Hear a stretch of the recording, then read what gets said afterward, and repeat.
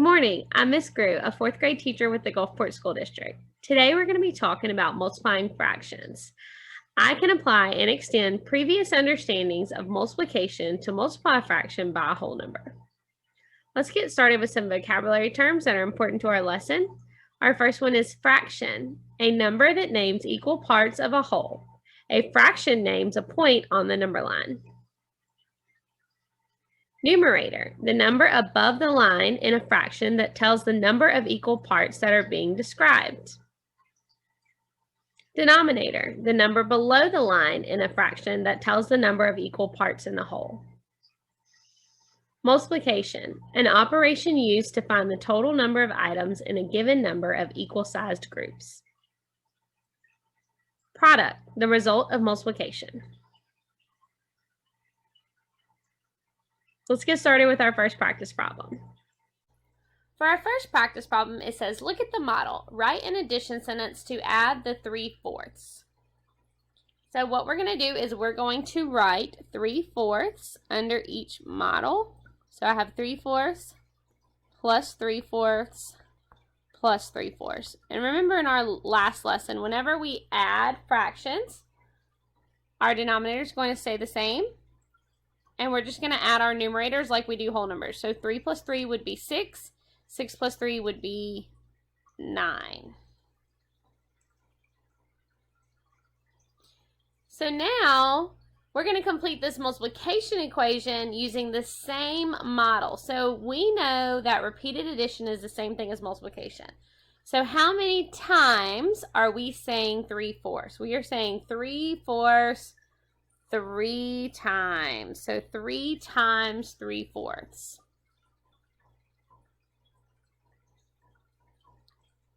Draw an area model to show 4 times 2/3. Then write the product. Okay, so we have 2/3, so I'm going to draw my 2/3. And how many times do I need to draw my 2/3? Good, 4 times.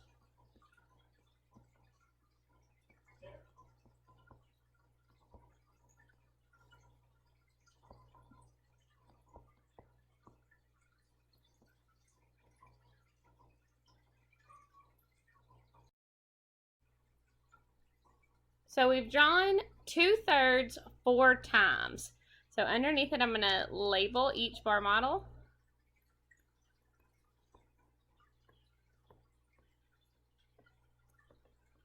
And we are adding, so I'm going to put my addition symbol. I know my denominator stays the same, and I add my numerators just like I do whole numbers. 2 plus 2 is 4. 4 plus 2 is 6. 6 plus 2 is 8. 8/3.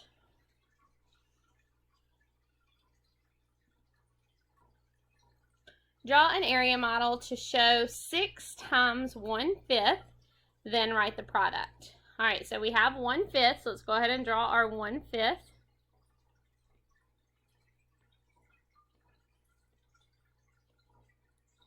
Okay, so I have 5 sections. I'm going to shade 1 in. Okay, now how many times do I need to draw 1/5? 6 times. Very good. 6 times. 2, 3, 4, 5,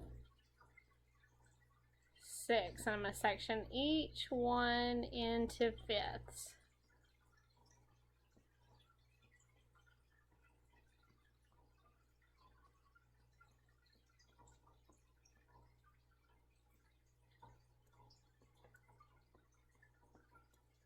Ooh. I try to get it as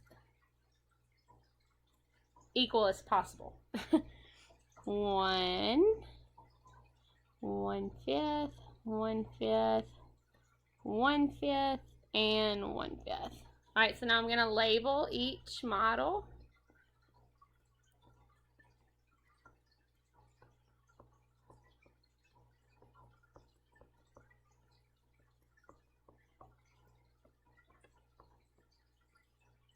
Let me go back. I am adding 1/5, 2/5, 3/5, 4/5, 5/5, 6/5. Now, whenever I am multiplying, so really we just did 6 times 1/5. So we know the answer is 6/5. So you're pretty much multiplying 6 wholes times 1/5. So 6 times 1 gives me 6/5. But this breaks it down and decomposes our multiplication.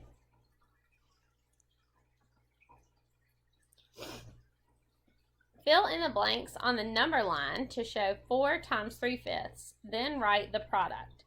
So it already has most of the numbers plugged in for us. So we are just going through, and it says first to fill in the blanks on the number line. So I'll start at 0. I have 1/5, 2/5, 3/5, which they have done for us. 4/5, 5/5, but instead of 5/5, they labeled it as 1 whole, which is fine. What would come next after 5/5? It would be 6/5. Good job.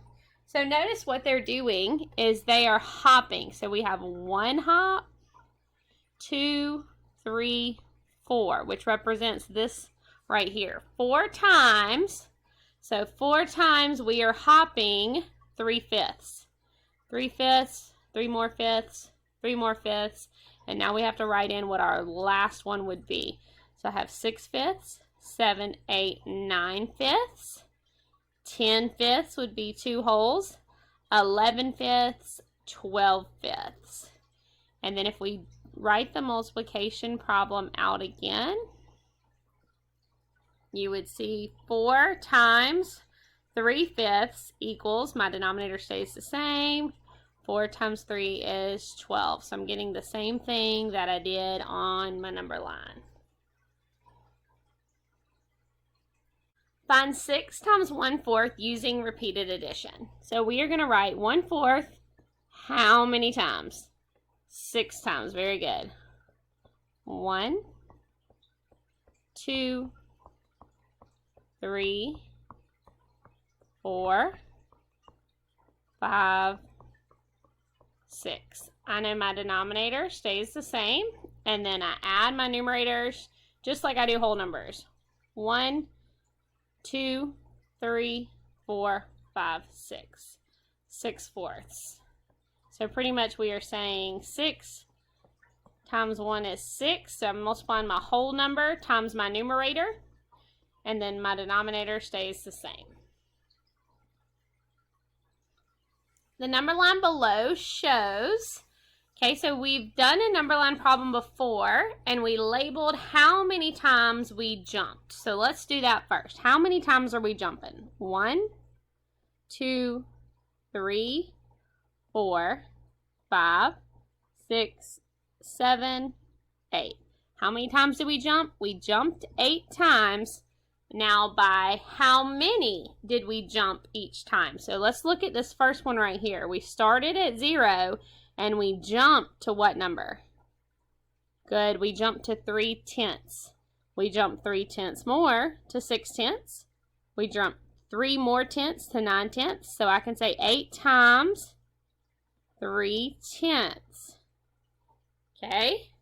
Now, what did we land on? We landed on 24/10. So the number line below shows 8 times 3/10. Now, what does 8 times 3/10 equal? Remember, I can do my whole number times my numerator. 8 times 3 is 24, and my denominator stays the same.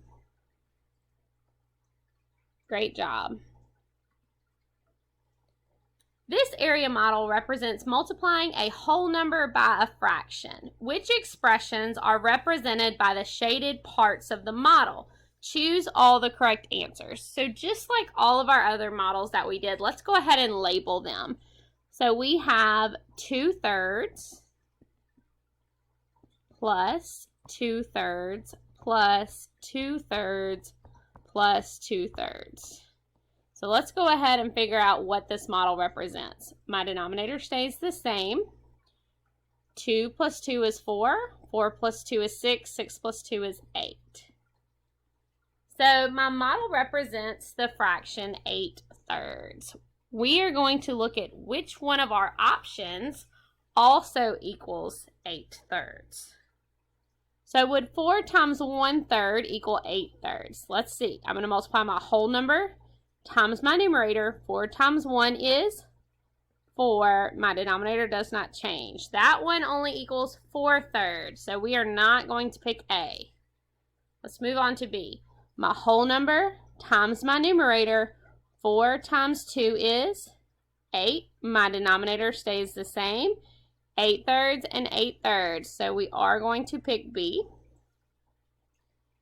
Okay, my whole number times my numerator. 3 times 1 is 3. My denominator stays the same.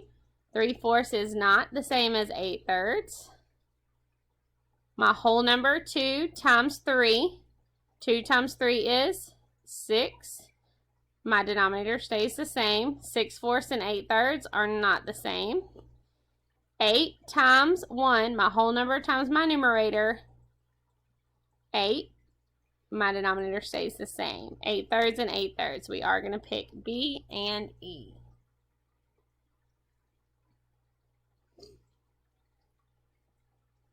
Lauren put 7/8 of a bag of potting soil into each of 5 planters. Decide the expression that can be used to find the total amount of potting soil she needs. Choose yes or no for each expression. So we have 7/8 into 5 planters. So if I were to draw a picture, I'm going to do I'm not going to draw the model, but I'm going to write out 7/8 how many times? 7/8 5 times. So 2, 3, 4, 5.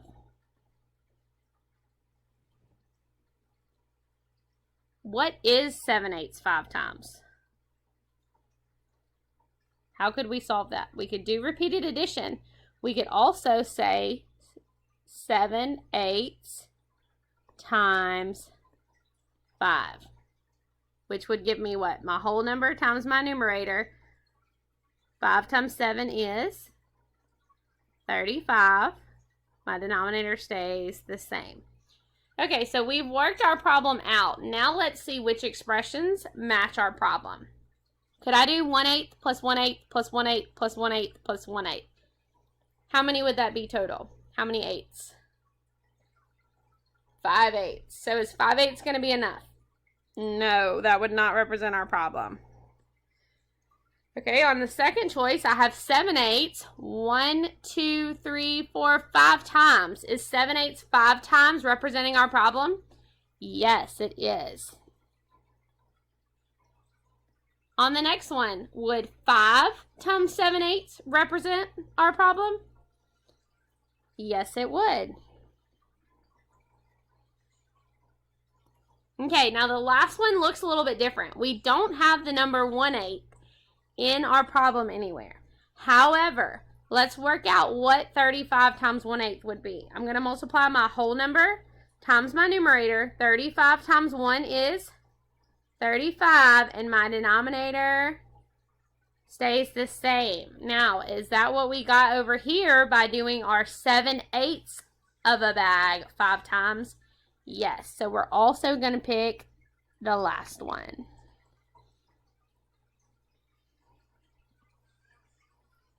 All right, let's work out our last problem. Sally is baking cookies. One batch of cookies uses 3/4 of a teaspoon of vanilla. Sally wants to make 3 batches of cookies. How much vanilla does Sally need? So we are doing 3 times 3/4. We need 3/4 of a teaspoon 3 times. I'm going to do my whole number times my numerator. 3 times 3 is 9, and my denominator stays the same. So she needs 9/4 of a teaspoon.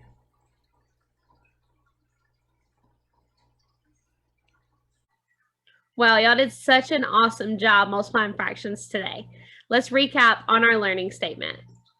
I can apply and extend previous understandings of multiplication to multiply a fraction by a whole number. Great job today, and see you next time.